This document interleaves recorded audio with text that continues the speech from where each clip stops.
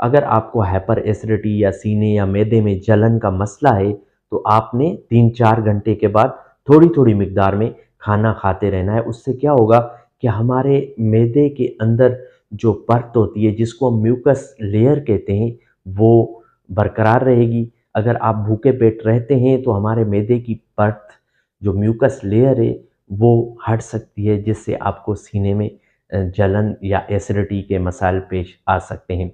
दूसरा ये है कि आपने हर आधे घंटे या 30 मिनट 40 मिनट के बाद पानी के घूंट-घूंट करके पीने हैं।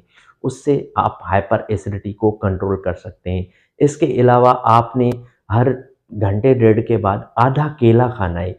अगर आपको सीने में जलन या हाइपर एसिडिटी का मसला है, तो आप हर 40 मिनट के बाद आधा केला खाएँ, चबा-चबा के केला खाएँ और अपने मैदे के अंदर ले जाएँ। उससे भी आप हाइपर एसिडिटी को कंट्रोल कर सकते हैं।